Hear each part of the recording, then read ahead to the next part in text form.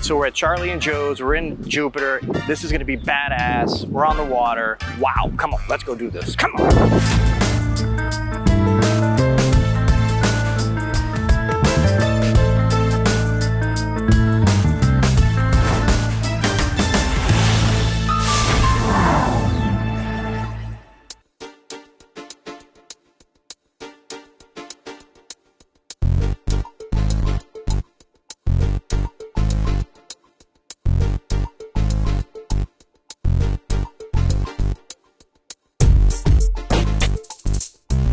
All right, so we are here with the executive pastry chef, Jenniffer Woo, over here at Charlie and Joe's on Love Street in Jupiter.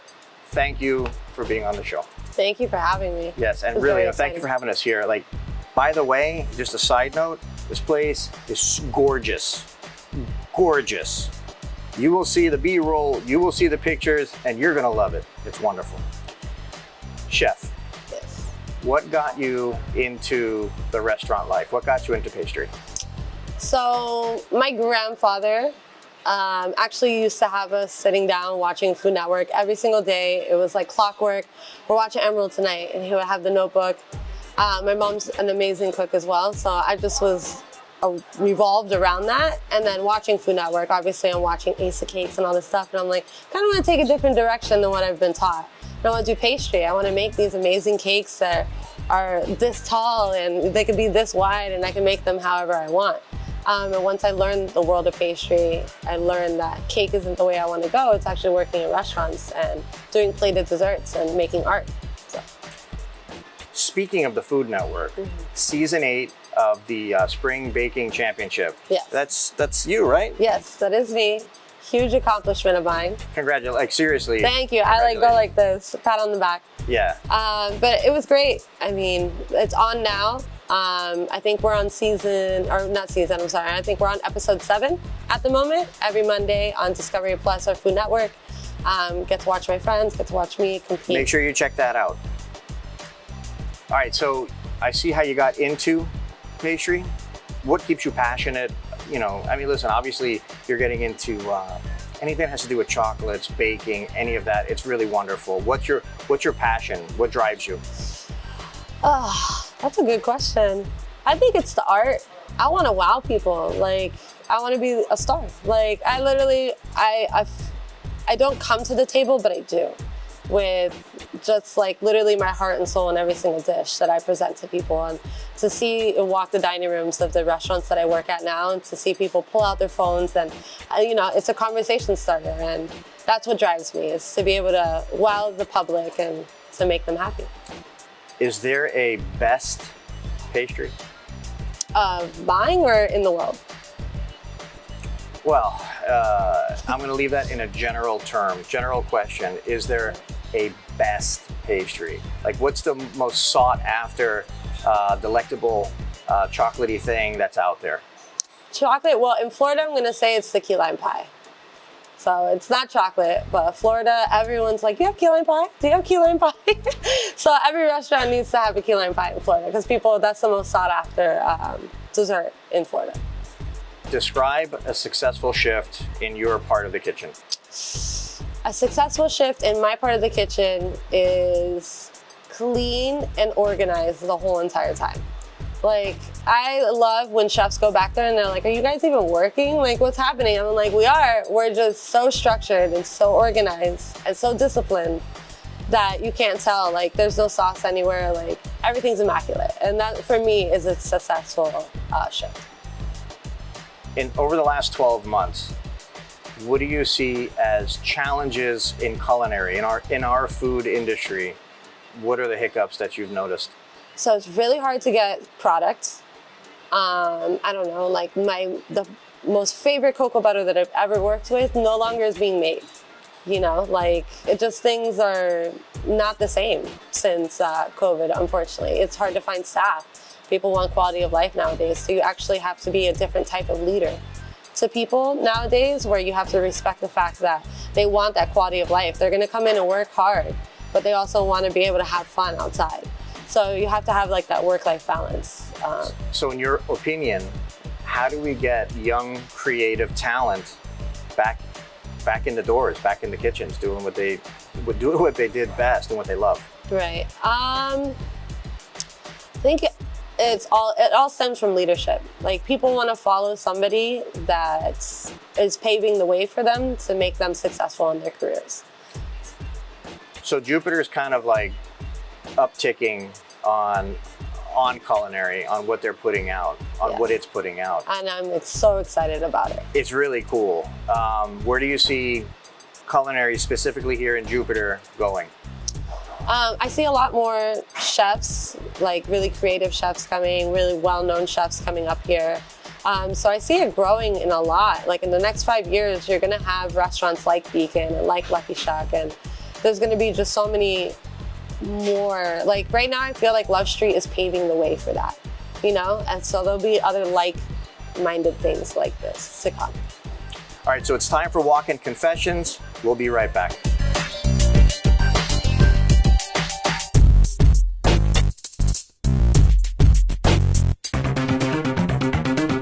This segment of Walking Talk is brought to you by Don Pablo, Coffee Growers and Roasters. They call me Don Pablo, and 20 years ago, I discovered my passion for great quality coffee. Today, we're roasting excellent quality coffee that's rich, smooth, and very complex. It's a taste that's new in the world. This segment of Walking Talk is brought to you by Farm Fresh Produce. It's Walk-In Confessions. Come on. All right, so this is Walk-In Confessions, and we know what that means. It's horror stories of the food industry. Chef, what do you got?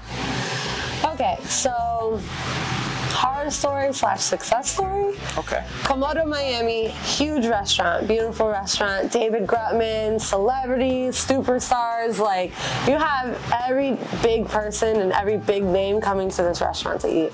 So we have a party for DJ Khaled. It was his birthday. And the event planner slipped and forgot to bring him a cake. So they're giving me a 45-minute heads up to be like, hey, we need you to make a cake for DJ Khaled. Just make something simple. And I'm like, a simple cake for DJ Khaled? Are you guys crazy?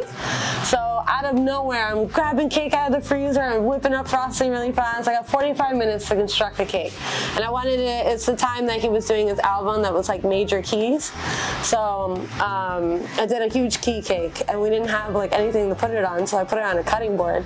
And I just sent out this man like this huge key, and he loved it, and everyone loved it. But it was like literally to run around and construct something like that, like this. So in its final analysis, basically what happened is you had no time, but you still pulled it off. Yes. Right. And this, ladies and gentlemen, is why we go out to eat, and this is why we take care of the servers, the bartenders. We say, hey, thanks, chef. It's all of that, because, you know, at the end of the day, when you go out to eat, it's an experience. And sometimes there's things happening in the back of the house that you have no clue, no idea, and the challenges that are overcome, and they make it happen. Chef, thank you. Appreciate you. Thank you. This segment of Walking Talk is brought to you by Fresh Fish Fast. All right, Chef, what makes Love Street the place to be in Jupiter? So I like to compare, because people will come to the property and be like, where's Charlie and Joe's? And I'm like, you're actually standing right on it. Other than Joe Namath and Charlie Modica being the top owners of this establishment, everybody loves Joe Namath. I mean, if you were a Jets fan, you know who Namath is. So other than that, Love Street is like this little Disney World or little Epcot of Jupiter. Like, you come on the property, you have a rooftop bar called Topside, Polynesian cocktails, amazing tacos. You have Beacon, which is like, you want date night, you have a special occasion, Beacon's the place to be. You have the culinary theater, if you see the open kitchen, you got the bar chefs in the back. And then you have Lucky Shack, which is very just day-to-day. You love a lunch spot, Lucky Shack is the place to be. You can watch your oysters being shucked, amazing smoked brisket, New Orleans feel, the whole night. So, and then we also have Tackle Box, which is a seafood market where you can come pick up fresh fish that we catch from the dock. And just we have a bunch of like prepared items and stuff like that. So you had me at Joe Namath, just saying, and everything else that followed is equally badass. Like, you need to come here and check this place out, the complex, because it's terrific. All right, so you get a last minute pop-up. They say, hey, you know what, we're here and we want some really cool pastries that isn't on the menu. What do you do? That isn't on the menu? Correct. What do I do? Wow, that's a hard question. My mind's so complicated, so I'd probably freak out for a second. Because I'm like, all right, I gotta simplify this by a lot. But I think I'm just gonna do what I do best, which is kind of throw art on a plate. If someone wants pastry, I'm gonna be like, all right, you're gonna have a show, like a linea style. We're like rolling out something on your table and we're throwing stuff all over the place. Creams, you're trying all different types of creams and all this stuff. All right, so if that ever happens, number one, you contact me because I'm gonna be there for that. 'Cause that just sounds We're amazing. throwing food everywhere, like for sure. Great segue question. Now, what is your favorite pastry? My favorite pastry is that I make. I'm gonna say two answers. My favorite pastry, I love guava pastels. Guava pastelitos are just home for me. I love them to die for. That's why I transition a lot of guava into the desserts that I make nowadays. My favorite pastry that I make now is my Meyer lemon dessert. It's a really true treasure to my heart. I think I literally killed it with that, with that dessert. And you'll be able to see it when we go in the kitchen. May I be the first to say Ave Maria? Oh wow, that just sounds. All of that sounds spectacular. The guava pastry. Oh my God, the pastelitos. Yes, pastelitos are the best. Everything you're saying, you're talking my game here. What makes for a high-end, badass pastry chef? What do they need to have? What do they have to possess? Definitely discipline. Lots of discipline. You have to possess passion. I mean, for me, what I think is like understanding your ingredients and why they work, right? Because anyone can make something look nice, but is it going to taste good as well? You have to have like the balance between the two. I don't want it to be pretty and then taste like sorry for the language, but I don't want it to taste bad. So it has to be balanced. It has to have the right creaminess and airiness and tartness and sweetness and everything. It just overall needs to be well-rounded if you want to be like top tier pastry, for sure. Well said. What is the best piece of advice ever given to you? If you are the smartest person in the room, you're in the wrong room. We're gonna go jump into the pastry shop and see what's cooking up. Come on, guys, let's go check it out. Let's go.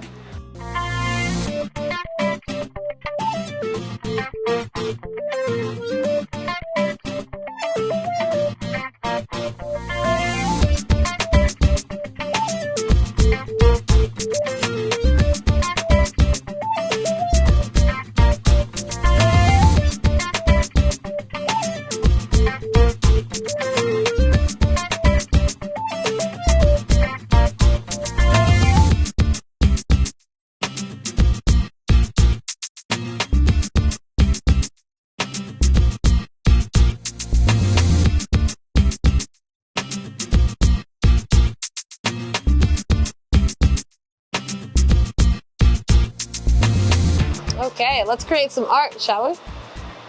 So I'm just gonna pipe on our raspberry gelée. Decent sized dollop, because we're gonna use our paintbrush. And then I always go around it twice. We're gonna put some chocolate crumble. I'm actually gonna take it off of this. Some clouds, just all around. We're trying to create like the garden, as people say, around the focal point, which is gonna be this. I'm gonna put some crunch.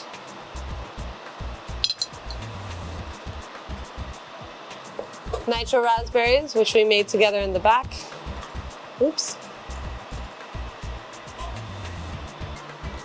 And then our focal point, the star of the dish.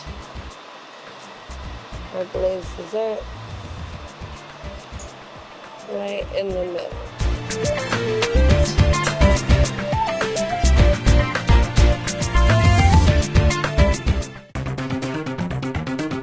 This This segment of Walking Talk is brought to you by Peninsula Food Service. I am so ready for this. I know you are too. So walk us through what we have here. All right, let's start with our key lime pie vignettes that we serve at the rooftop bar up in Topside. So on the bottom you have graham cracker crumble. You have a beignet, a yeasted beignet. Then that's coated in a key lime glaze, a key lime curd, and then topped with a Swiss meringue. So you have beautiful little violas and some lemon zest or lime zest to kind of top it all up. I know you're a key lime fanatic, so let me know.